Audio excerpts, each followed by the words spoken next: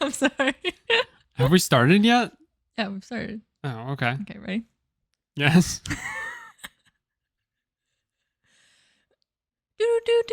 Hello and welcome to SMSoup, the #1 podcast with soup in the name, but not on the brain. I'm Shelby, your host for the day, and with me, we'll be interviewing Spencer. Say hi, Spencer. Hi, Spencer. What happened to the S? M. Soup. It's a special interview episode. Oh, okay. No one's got time for that. Okay. You're interviewing me? I'm interviewing you. Okay. It's gonna feel just like our first date did. Grogu, now's not the time. I don't really remember our first date. Oh yeah, I don't really either. So anyway, welcome Also, everyone. we wouldn't have interviewed each other in our first date like I think most people do in the dating world now, because we've known each other for... Well, now we would have texted for at least a week about these questions and then gone on a date. I would say is today dating, no? Yeah. But yeah. Well, I don't know about that. I don't know what today dating is at all. Yeah, I'm sure you don't. I'm sure you don't. So welcome everyone to the #1 podcast with soup in the name, but not on the brain. I already said that, but we're here to take you on a journey. This is incredible. This is so incredible. To answer life's greatest questions. Grogu, now is not the time. Like what questions? Like, waiter, how is the soup made? But more specifically, I've gathered Spencer here today. Can I say something? Yeah, absolutely. This is all about you. Cool. Most episodes are. The thing you said to me before we started recording was you were like, Spencer, I have to control the entire intro and everything. And watching you just like stumble your way through it has been incredible. And I guess I'm giving off nervous energy, so that's what's causing this. Oh. But it's incredible, and I really love it. This has gone perfectly. I also would think so. So you would think so, or do think so? I would like to think so. We'll see at the end how I feel. Okay. So first off, thank you for joining me. I know last week you said same time next week. We're doing it a slightly different time. We are. So some changes in schedule, and I really appreciate your flexibility in all of this. The same time next week was to the audience. Oh. Well, yeah. Which is also wrong. Yeah, because hopefully I'm more on time next week than I was last week. But the sentiment is there. In terms of recording, no, I know, because we never record the same time each week. That's true. Though if we got into a groove, we could potentially, like dabble with like streaming the episode and then cutting it. Huh? Like we could do like live recordings of it, and then like cutting some of the nonsense and the intro and the outro and like releasing it fully. I see. That I've never been in a groove in my life. But this isn't about me. Spencer, rumor has it that you, at the Basement Gamer, just earned your 36th trophy of the year of 2023, making it a record-breaking year. How are you feeling right about now? I hate you. Nobody cares. No, but I think it's really funny. Oh, it's funny to you. Well, I take it very serious. Yeah? What would you attribute to this success? I don't know. The main thing, I guess, is the fact that I spend $120 a year on a PlayStation Plus subscription. And so in order to feel like I get the most value out of it, I force myself to play games before they leave the service. And in doing so, I've also, normally when I play a game, I feel the need to platinum it. And for people who are listening who don't know what that means, go listen to GGBG. This will feel like a giant promotion for GGBG. Are we talking about video games the entire time? Sorta. All right. I know you just stopped doing this, and now I've asked you to come do it again. Well, no, I just obviously like there's gaming news and stuff each week, and I just never want to bring it here because I already talk about it on another Don't worry, we're not talking podcast. about anything newsworthy. So far I can tell. Next question. Why aren't there more games where you play as a cat in a dystopian future?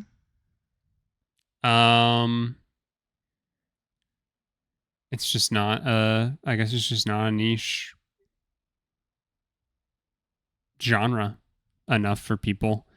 It hasn't carved out its spot yet. And also because to be a cat in a dystopian future, that would require you to not be a buff man in a war of some sort. Right.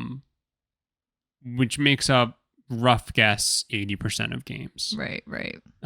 Cats in dystopian futures, that makes up about 0.00001% of games. Gotcha. I see.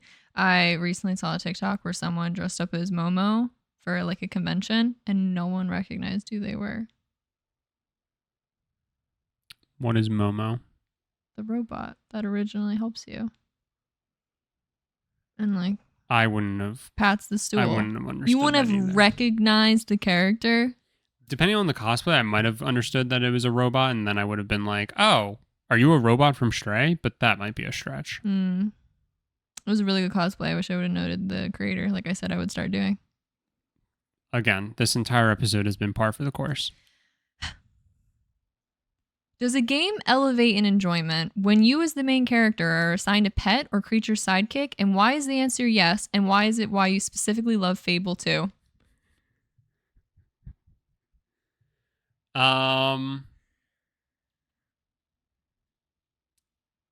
me deconstruct this and work backwards. Yes, of course. So why do I love Fable 2?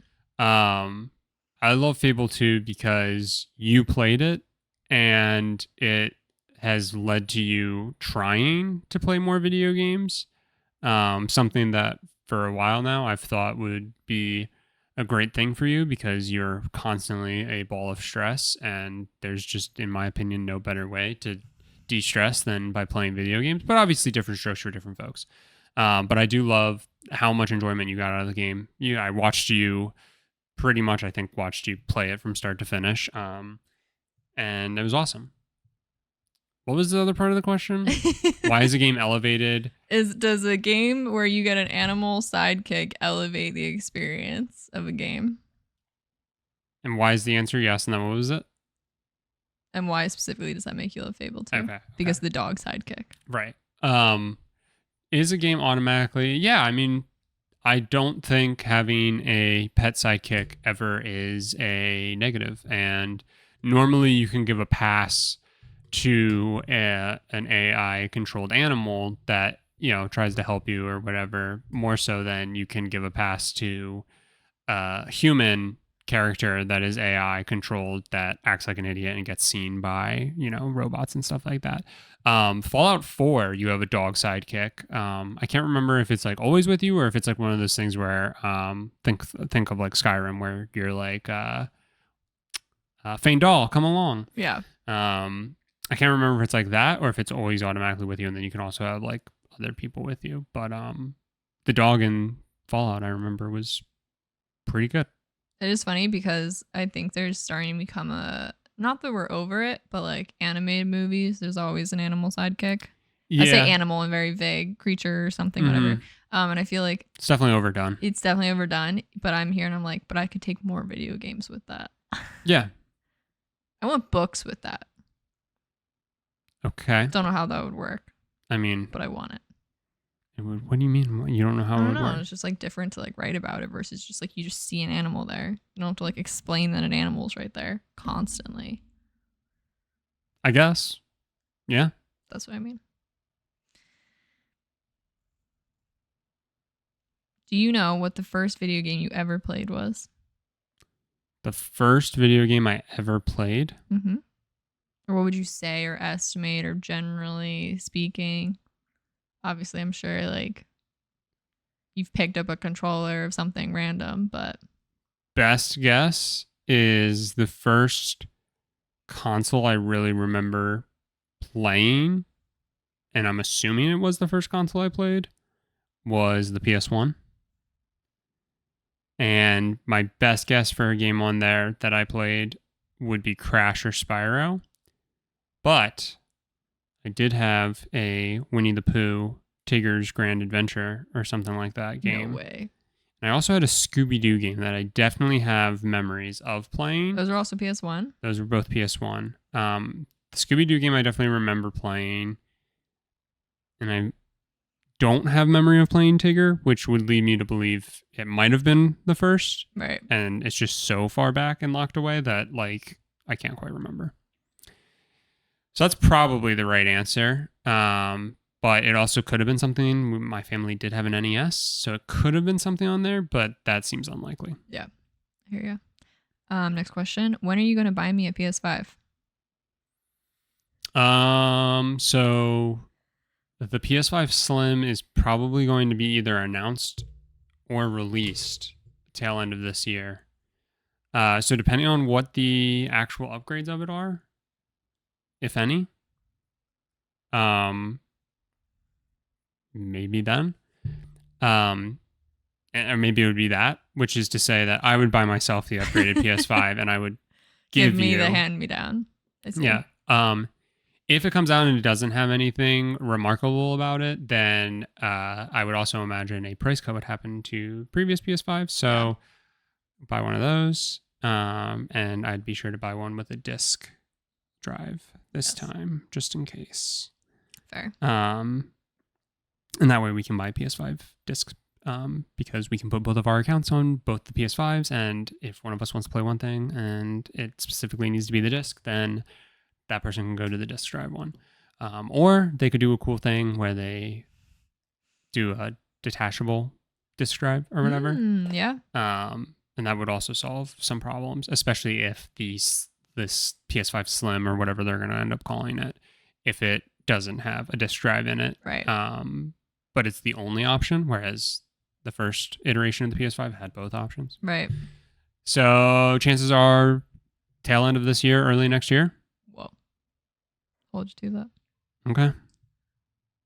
Think of 30 plus years down the road where you may or may not have a family-like connection to a child who is approaching 10 to 12 years age and wants to get into video games. Since you'll obviously be the expert in this field, their parents will most certainly approach you for the perfect first video game. That's what I specified. Their parents will most certainly approach you for the perfect first video game for this child. What would you recommend? Okay, so thought process. I will most likely have multiple Game Boy Colors at this point because I would love to get like... I mean, don't you already have multiple Game Boy Colors? No. Oh. I have a Game Boy Color and I have a Game Boy Pocket and I have a Game Boy Advance, but I have one of each. Would love if I had an extra one that I could give them, or an SP or whatever, but give them that and give them a Game Boy game or Game Boy Color game, like one of the first handheld games. Are you trying to mimic like almost the experience we had with video games growing up? Not necessarily, but it's just one of those things where like there are so many amazing games out right now. Right. That going back and playing some old games, I'm getting appreciation. But I think if I would have like actually had the opportunity to start with them, I might have had more appreciation. But you have to be really careful with that because a lot of old games are super unforgiving. Right. So it'd probably be like start them out with like a Pokemon or something like that. But like play one of the first Pokemon games. Maybe I would be forgiving and go up to Game Boy Advance and say like, here you go. Start with Ruby, start with Sapphire, start with Leaf Green because that is the first Pokemon games but remade. Right. Grogu's got to move. This can't keep happening. You don't want him to just sit there and freak out at, I'm assuming, birds in the window. Poor Grogu. No, that's a good. That's probably like that. my answer, but also like I think you also need to give them. I know this wouldn't be that because of what you just said, but I think you should give them the older Game Boy that doesn't have a backlight yet, so they really know how hard life is. Okay. No, like if I was truly nice, I would give them the SP because that is the definitive best. Yeah. Game Boy. If you're gonna play one, but if you're playing a Game Boy Advance game, technically the DS would be even better. Yeah. because that opens up your world to being able to already have DS games as well. You just lose out on Game Boy and Game Boy Color games. Right. That would probably be my answer. Going handheld is probably the best route to start before making the jump to like console. Again, just from like a total appreciation thing. Mm-hmm. Okay. Which of the following game qualities play the highest role in deciding if you like a game or not? Story quality, length of game, ease of play, or the fact if it's a roguelike or not? So I'm going to say a fifth option that you didn't list. Okay. Does it have a platinum trophy? Oh, good point. I didn't list that. Can you give them back to me again? So I think let me remember. So story, Yeah. length, Yeah. whether or not it's a roguelike, Or ease of play. ease of play. So do you want me to rank them? Sure. Okay, so story. Ooh, that's tough. It's a close between 1 and 2. It's a very close between story and whether or not it's a roguelike. Yeah, that's fair. I'd probably say story is the most important. But that being said, most roguelikes don't have like that amazing of a story or like narrative to it. Like a lot of it is you figuring it out as you go. And there's a lot of like subtext and like assumed plot points and stuff like that with roguelikes. So that's kind of tough. But I would say story is technically the most important, but then you get like so many bonus points that you make up if you have a bad story, if it's because you're a roguelike. Then the next thing, and this is also extremely like close, is like ease of play. So like how easy is it to get into the game and like get rolling with it, and then also like how forgiving is the game. Right. And there are certain games that you actually want to be less forgiving, and that actually is what makes it fun, and that's totally fine. But like how the difficulty scales and stuff like that, I would say is the next most important. And again, is very close to like what makes a game good. The thing that matters the least doesn't really matter at all. Something that I used to think mattered was the length of the game. It does still matter to a degree. I don't love paying $60 or now $70 for a game that's only 4 hours. Yeah. But I definitely don't fall into the camp of $1 per hour. Yeah. I think that's like a great I think it's a great way of proving a game has a certain level of value, but it doesn't disprove value necessarily. So the best example I can normally come up with is the Uncharted games. All of those upon release were $60. Each one has probably 8 hours of gameplay, maybe 15 at most. And there's really not a ton of replayability with the Uncharted games. Like you can't finish it and then immediately go, and I'm just going to play it again because it's going to play exactly the same. It's definitely a game that you can revisit, and I have like 5-6 years later, and you're like, holy shit, this is just such a great experience. I'm like probably about due that like I could do it again and get a lot of enjoyment out of it. And those games are amazing, and the $60 doesn't take that away from them. Yeah, I get that. Or the fact that you get, what is it, like you're paying $7 an hour, almost $8 an hour. Which still like isn't anything crazy. No, but I can understand from the viewpoint of somebody who doesn't have like a ton of disposable income and stuff like that like you have to be much more choosy. And that's how I definitely used to be. Yeah. And with that said, like, yeah, then the $1 an hour, or if you're paying less per hour even, then like that matters so much more. So like I can, GTA, MLB, and I mean pretty much any sport game probably got to the point where like it's almost inverse that like I should be getting paid to play the games because of how much time I've put into them. Like the amount that I've spent on a per hour basis. And I've bought GTA 3 times now. And that still does not, I mean, it's still a fraction of a cent per hour that I've spent on that game. Yeah, that is pretty crazy. What? Just on to the next On question. to the next. I don't have anything to expand upon. What do you predict will be your favorite game of 2023? It can be one you've already played or are looking forward to.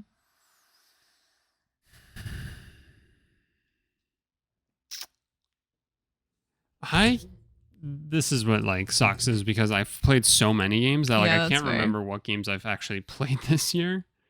Give me a second. Let me pull up my list. I think best game of 2023 will be, and you don't even own it yet, the Cat Quest. I do own that. Oh, you bought it? Yeah. Oh yeah, like in the recent sale, right? I bought like the first one. Yeah. Not the new one that's coming out. Yeah. You think that's going to be the best? Yep. I don't think that's going to be the I think best. that's gonna be the best. All right, let's see. Oh, I think I have a good answer. It's going to be tough. So I did play God of War, the first of the new series. I played that this year, technically. Yeah. And so that would definitely be up there. Cult of the Lamb was this year. I loved Cult of the Lamb. That was a lot of fun. Those are probably the two big ones. The thing that I could see potentially surpassing is if I start and finish before the end of the year the God of War Ragnarok. Yeah. And I have a hard time believing that, because I am going to get it before the end of the year, I have a hard time believing that I don't immediately play this game and finish it. Spider-Man 2. But technically I played Stray this year. Yeah. And I still really do love Stray. Yeah.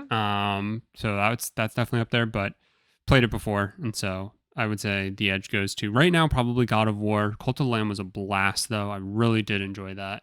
I'm excited to play it again to get another platinum.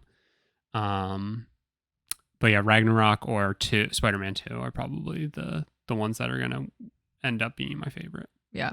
Also, I mean, I know it doesn't, even just saying it doesn't hit the levels of the one you just listed, but I have still been incredibly pleasantly surprised by Nobody Saves the World. Nobody Saves the World is, yeah, definitely a great game. I've had so much fun playing it, and it's been great because it's a game that we like. I know you enjoy watching certain games and stuff, but for me personally, I much more enjoy when we actually have the opportunity to play something together. Oh, definitely. Yeah. So like, and that goes for any game, like any game that has a co-op aspect of it. Like where you can like get through, like you can play like effectively the entire story of a game, with a friend. And like the prime example for that is Dying Light or Far Cry, two games that I played with Brock that are like, I love the Far Cry series, but it's definitely gone downhill. Yeah. But Far Cry 5, we played the entire thing together, and Dying Light is like, I can't tell, is Dying Light actually a really good game? Or was it so good because I played the entirety of it with Brock? Yeah. Two other games that fall into that I've played through with Mike were Saints Row 2 and Saints Row 3, but I know for a fact that like the experience was heightened, but like I love those games regardless of whether or not I was playing with him. Where you were the two guys, not A Way Out. Yeah. Yep, A Way Out was like definitely, I mean, you have to play that with somebody else. Right. You don't really have, but yeah, anytime you have a game where it's like you can play it solo or you can play with somebody else, it's almost always better if you play with somebody else. Yeah. And to the point where certain games are so much higher on my list than they probably have any right to be. And again, like the prime example is like Dying Light compared to like Saints Row, because Saints Row is up there no matter what. Right. I played Saints Row 3 by myself. I've played Saints Row 4 by myself multiple times. Right. I've played like Gat Out of Hell by myself, all because probably for no other reason than those weren't offered for free at some point during PS Plus, and 3 was eventually, and that's I think why Mike ended up getting it and we played it. Just like such amazing experiences, but again, I've enjoyed every experience without it. Right. I've never played Dying Light without playing it with Brock, but like I kind of feel like I might have ruined it for myself a little bit, because I almost feel like I'd be a little bored not having somebody else in the world with me.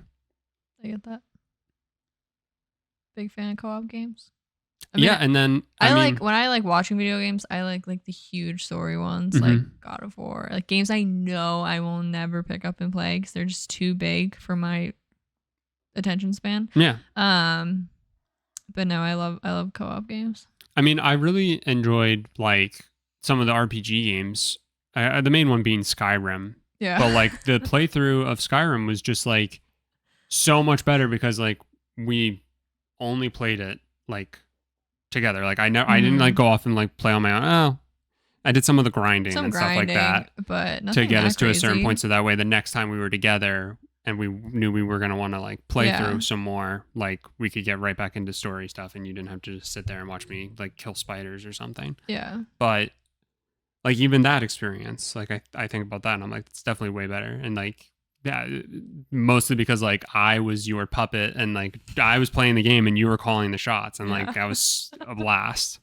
The amount of housewares we collected in that game for no good reason. Yeah, for the memories. Hashtag for the memories. Good times. I have 3 more questions. Wow. Yeah.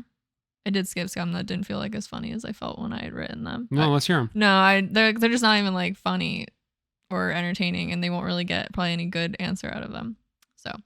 How do you know? You don't know if you don't ask. One of them literally was just, why video games? That is pretty funny. What the hell do you say to that?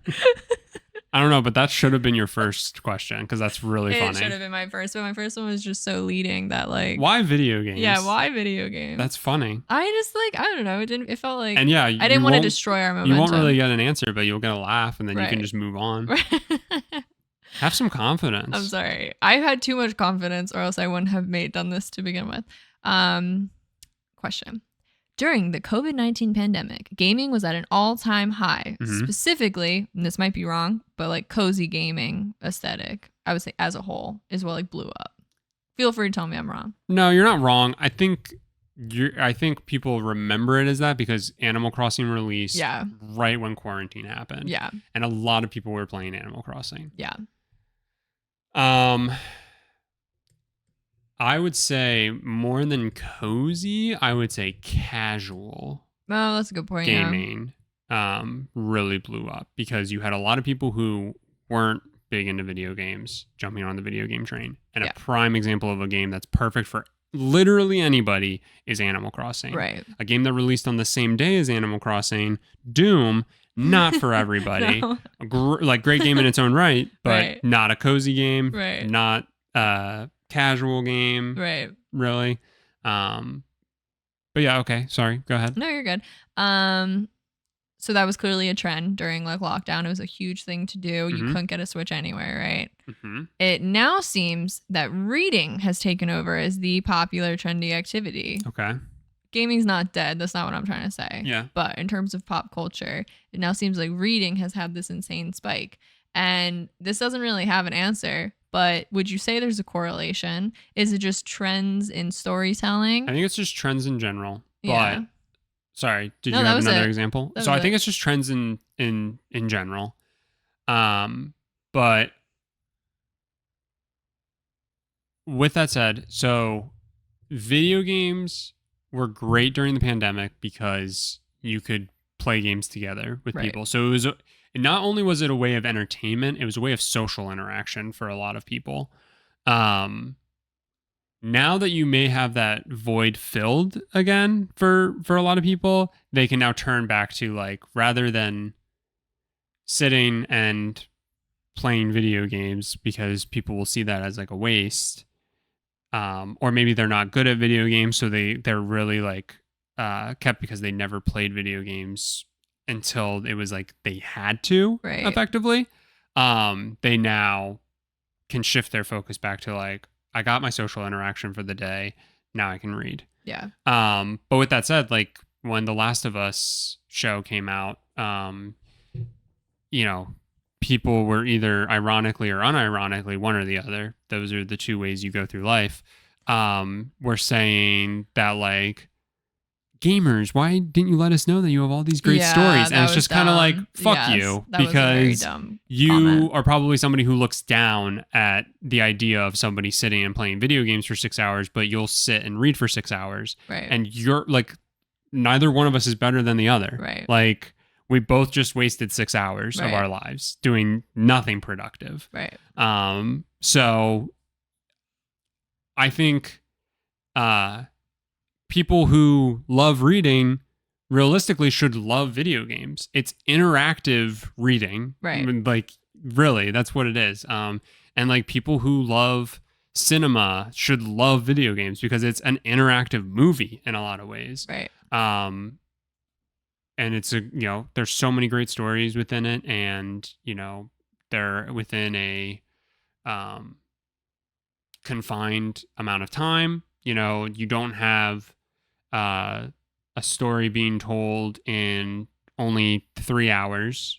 Some games you do, but like, I'm thinking of like the epic stories of like God of War and stuff like that. Like, it's easily a 10 to 20 hour game. It's not quite as long as a book. That Right. might take you a couple of days to actually get through.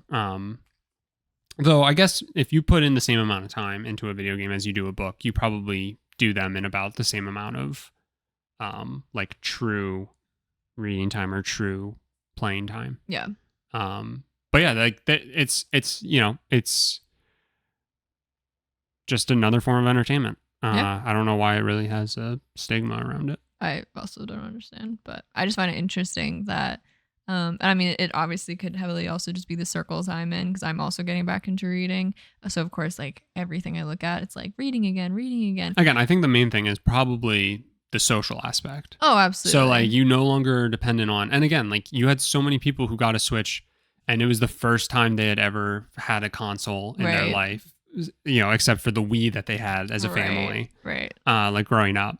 And it was a lot of like, the demographic that was obviously going for it were the people who had a Wii growing up, but never really like would call themselves a gamer or somebody into video games. It was just a console that they had. Yeah. Right. And they played it. Right. But that was really it. Like, they never really thought twice about it.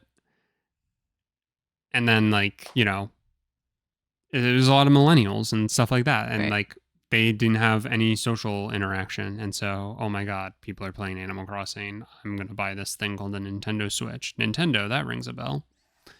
Something like that. Do you think that kind of the like explosion that was Animal Crossing has helped a lot of cozy indie gaming? Because I feel like now I've seen like an explosion with that.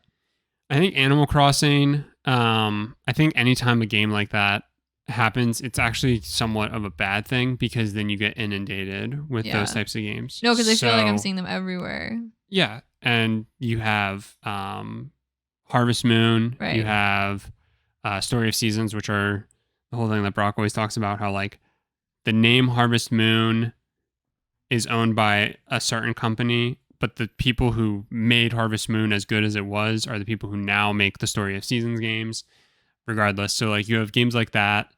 Obviously, Animal Crossing already like was a series in and of itself, but then you have a ton of like spin-off-y type games that are trying to mimic that like success. Right. But Animal Crossing succeeded for so many things out of its control. Right. Like, it's a great game, but like, no doubt in my mind, it would not have had the sales that it had it not released in such an unfortunate but very fortunate for them time. Right.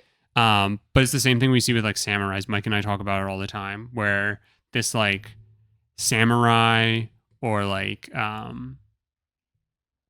like samurai in like, was it Shogun Japan, Mm-hmm. right? Like, that era is like something that has just been like done so many times, or just like any game where you play as like a samurai type character and like that fighting style, a lot of sword play and stuff like that, but it's not like a knight sword play. It's fast. It's, stuff like that. And it has like a ton of like Asian culture baked into it.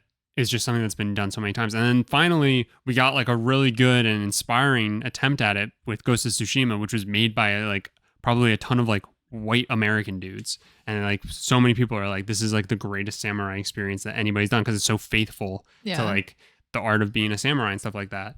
And so one does a great success, and so people who were already thinking like I could make a samurai game, they continue to push forward on that, and then you end up with a million different samurai games, stuff like that. So sometimes a game having such a boom like that can be good because it can draw attention to a genre that a lot of people would normally ignore, but it can end up being bad because then everybody thinks this is the game that everybody wants. Yeah.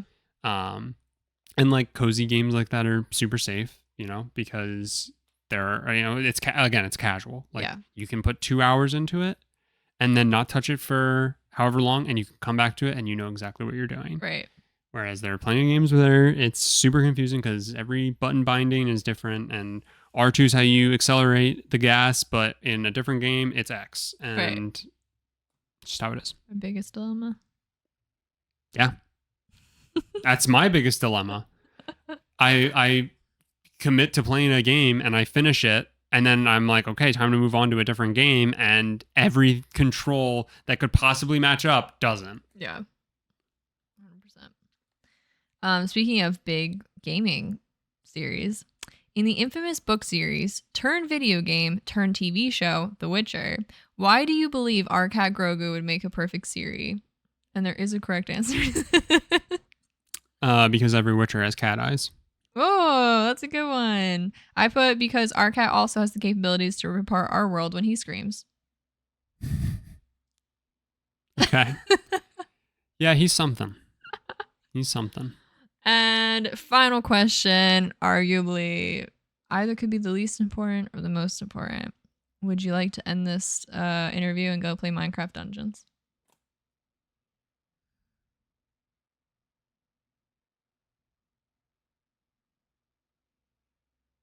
Are you formally asking me if I'd like to play Minecraft Dungeons with you? Yeah. Yeah. Guess I could do that. I guess we eat some food first and then we can do it. Yeah. All right. Or I guess we could try the crew if that's downloaded. No. It's your world. No, it's quite literally your world. This was dumb. This was very dumb. Yeah, I said it was going to be dumb. I warned you to the best of my ability. I said I can't tell you anything, and it's going to be dumb. I don't think you said it was going to be dumb. I definitely said it's going to be dumb. I don't think you did. Maybe I said it to myself. Because I was saying it over and over It felt like a journey into games. Yeah. Episode. You can check those out on Good Game, Bad Game Podcast, wherever you listen to podcasts. Or there's a YouTube channel too, but there's no video. It's just a fun little graphic that Shelby made that's the sticks of the controllers move around. And sometimes the topic in the middle of the screen will change if I'm not super lazy. Really high tech about it. Yeah. Just want to do something silly because biggest reason we didn't have anything to talk about.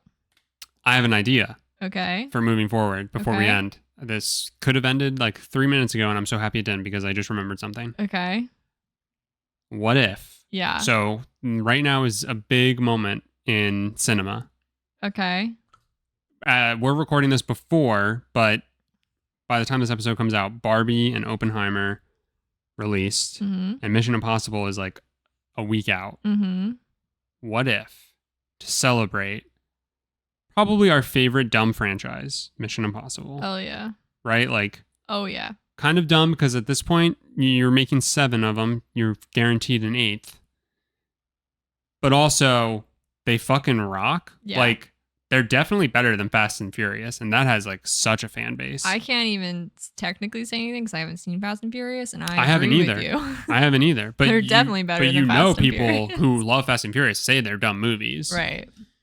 All that said, to celebrate. Okay. What if each week, moving forward, we talk about Mission Impossible? We'll give it like a small segment. It won't be the entire episode. Yeah. So next week, we will talk about Mission Impossible 1. Okay. So kind of like for the next 6 weeks, you're going to have a movie club where you need to talk, where you need your homework is to watch. Each Your movie. mission, If should you choose to accept it, it. is to watch each Mission Impossible movie and just, ready up for a fun little discussion about them. I like this idea. Also support writers and actors. Yes. We're at a great moment for cinema and an awful moment for workers' rights. So, yeah. yes, definitely boost their message wherever you can. Yep. But yeah, I like that idea. I'm going to have to get I'm like 2 movies behind in terms of DVDs. Okay. I'm guessing they're on streaming services as well. Some of them are. I don't know if they all are. The problem is which streaming service. Yeah, there's so many of them. And so many movies to track down. But I know I have the DVDs up through at least like 5. You definitely. Well, there's only 6 out. Is 5 Henry Cavill? No, that's 6. Then I think I have 5. I think I don't have Henry Cavill. Which is the best one. It is very good. Can't wait. I can't wait, dude. And we're going to excited. re-rank them. Oh! So I'm so excited. Yeah. And then are we going to eventually go see the one in theaters and like be able to rank all of them? I'm guessing so it'll take us 6 weeks. Yeah. I'm guessing it'll still be in theaters. Yeah. And we'll do. Or if we have a good week, we'll just go. Or we could do but we need to watch all of them first. We got to do We'll figure it out. But we could watch them ahead. But we just have to make sure we take good notes because we're going to be 3 weeks out when we watch the Henry Cavill one. We'll figure it out. I can't wait. I like that idea a lot. I can't wait. Oh, God. It's going to be fun. It is. And yeah, if we do go and see it, we can do like a spoiler cast episode. Yes. Yeah. Where we say like, we are talking about Mission Impossible. Yeah, I guess that's a good thing. Genuine. I mean, either just be ready to listen to his blab, and definitely be ready to hear spoilers of all of them. I mean, most of them are how old at this point, but it's not like we're gonna worry about not spoiling the movie. Yeah, also to be fair, it's an action movie. The newest one came out when we were seniors in college. Yeah. So that was 4 years ago. Yeah. So there will be spoilers on every movie. I don't feel bad about spoiling anything there. Neither. I don't feel bad about you should have watched it because it's a great movie. They're all so good. They are. All right. Great idea, Spencer. Thank you. Also, you to come up with something to talk about next week. Well, we're definitely going to talk about Mission Impossible. Shit. We're definitely going to talk about Mission Impossible. Okay. I figure carve out at least like 10 minutes for each I like episode for just talking about the movie. So we'll see what else comes up. Cool. All right. Thank you, everyone, for listening and or watching, because if you didn't know, we also upload the video version of this to YouTube. It is the SMSoup podcast on YouTube or just SMSoup on all audio streaming services. Thank you, and we'll talk to you next week. You can also watch our funny clips on TikTok. Do, do, do, do, do, do.